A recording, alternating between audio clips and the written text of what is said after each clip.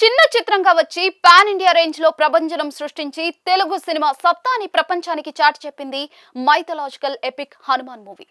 ఇప్పుడు ఆ చిత్రానికి సీక్వెల్ గా వస్తున్న జై హనుమాన్ పనులను దర్శకుడు ప్రశాంత్ వర్మ వేగవంతం చేశారు.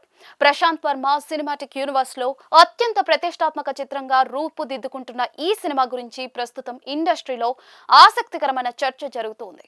ఫిబ్రవరి నెలలో చారిత్రక ప్రదేశమైన హంపీలోని అంజనాద్రి బెట్టలో జై హనుమాన్ ప్రారంభ పూజా కార్యక్రమాలు అత్యంత వైభవంగా జరిగాయి.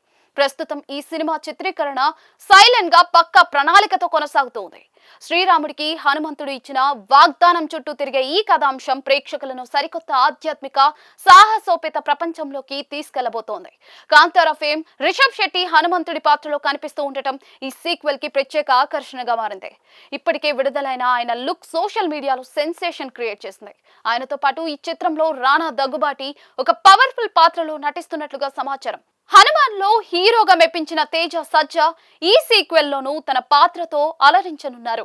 మైత్రి మూవీ మేకర్స్ బ్యానర్ పై నవీన్ ఎర్నేని, వై రవిశంకర్ ఈ చిత్రాన్ని భారీ బడ్జెట్ తో నిర్మిస్తూ ఉన్నారు.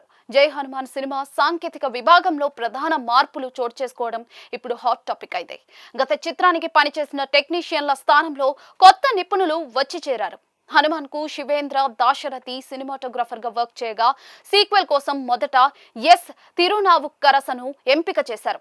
అయితే తాజాగా లక్కీ భాస్కర్ చిత్రంతో తన ప్రతిభను చాటుకున్న నిమిష్ రవి డిఓపిగా బాధ్యతలు చేపట్టారు.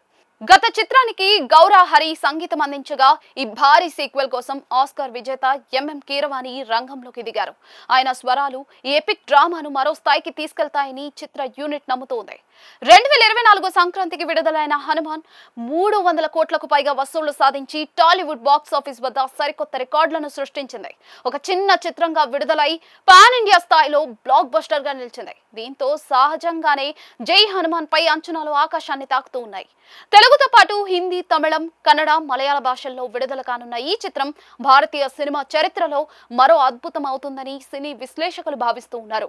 ప్రశాంత్ వర్మ టేకింగ్, రిషబ్ శెట్టి నటన, కీరవాణి సంగీతం తోడైతే ఈ సినిమా బాక్స్ ఆఫీస్ వద్ద సునామీ సృష్టించడం ఖాయంగా కనిపిస్తోంది.